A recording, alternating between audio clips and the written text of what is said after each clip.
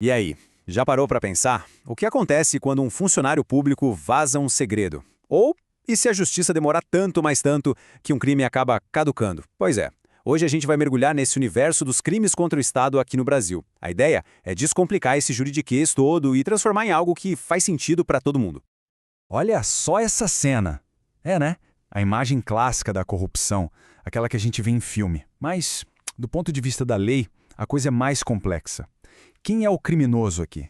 Só o empresário que oferece? O diretor que pode pegar? Os dois? Para a gente conseguir responder isso, primeiro temos que entender como funcionam os crimes cometidos por quem já está, digamos, do lado de dentro. Então vamos lá. Começando por quem deveria zelar pelo sistema: os próprios funcionários públicos. É uma pergunta importante, né? O que acontece quando a proteção vira o problema? Beleza, agora um outro cenário. Aqui não tem mala de dinheiro, não. O que está em jogo é outra coisa, às vezes até mais valiosa: a informação. Pensa numa licitação. O sigilo é tudo para garantir que a competição seja justa. E aí, o que a lei faz com quem quebra essa regra de ouro? O nome do crime é esse aí: violação de sigilo funcional. E a lógica da lei é bem direta. Olha só. Se alguém tem acesso a uma informação secreta por causa do cargo que ocupa, essa pessoa tem o dever de guardar segredo. O crime acontece no momento em que ela abusa dessa confiança. Simples assim. E o Código Penal é bem específico. Olha que interessante, o artigo 325 diz que o crime não é só revelar o fato, é também facilitar a revelação. Isso é importante porque amplia muito a responsabilidade do funcionário, né? Não precisa nem ser ele a contar. Basta ele criar a oportunidade para que o segredo vaze.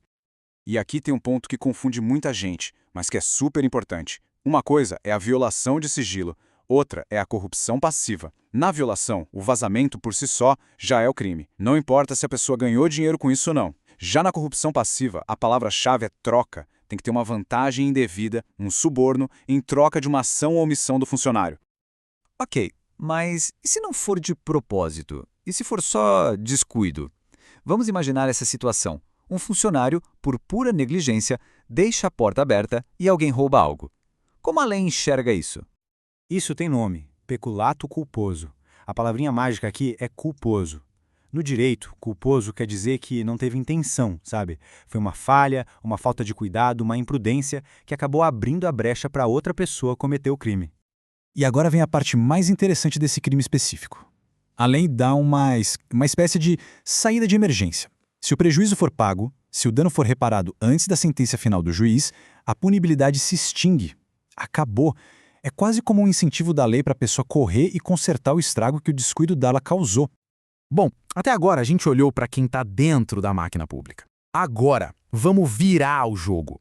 E quando o ataque vem de fora, como um cidadão comum, sem cargo público, pode cometer um crime contra a administração?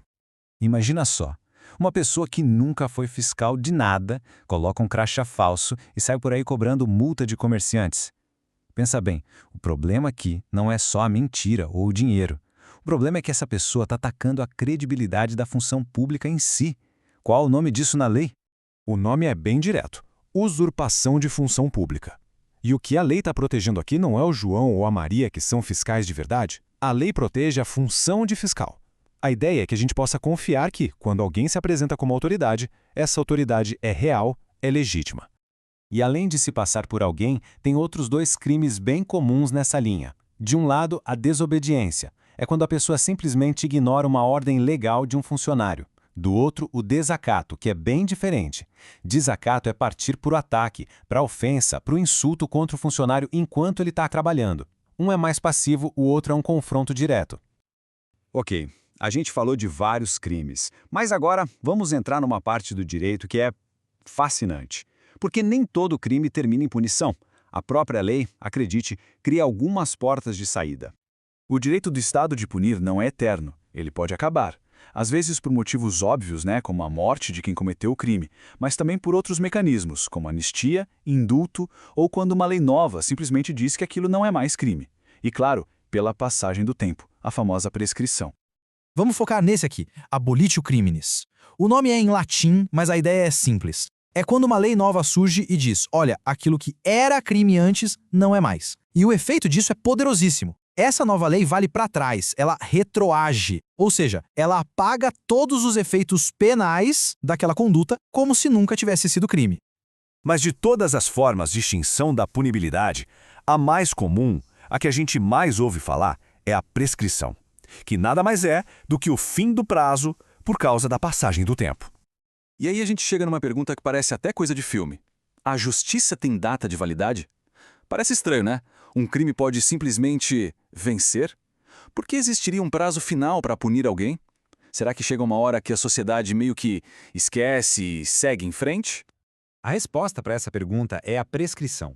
E esse prazo não é aleatório, ele depende do tamanho da pena máxima do crime. Para um crime com pena máxima entre 4 e 8 anos, por exemplo, o prazo é esse, 12 anos. É o tempo que o Estado tem para correr atrás, investigar, processar e conseguir uma condenação final. Se não conseguir nesse tempo, já era, perdeu o direito de punir. Só que esse relógio da prescrição não corre em linha reta sem parar. Existem coisas que pausam ou até zeram o cronômetro. Um exemplo clássico é a reincidência. Se a pessoa comete um novo crime enquanto o relógio do crime antigo está correndo, pá! Aquele relógio antigo para, é zerado e começa a contar tudo de novo, do zero. Mas atenção, esse zerar o relógio é algo totalmente pessoal. Só vale para a pessoa que cometeu o novo crime. Se ela tinha comparsas no crime original, o relógio deles continua correndo normalmente, não muda nada para eles. É uma regra individual. Isso leva a gente para uma regra de ouro da prescrição. Digamos que alguém numa mesma noite cometeu um furto e uma agressão. São 2 crimes. O cálculo da prescrição não é feito somando as penas dos 2 crimes. De jeito nenhum. A lei manda analisar cada crime de forma isolada. O furto vai ter o seu próprio relógio correndo e a agressão vai ter outro relógio totalmente independente. Cada um com a sua data de validade.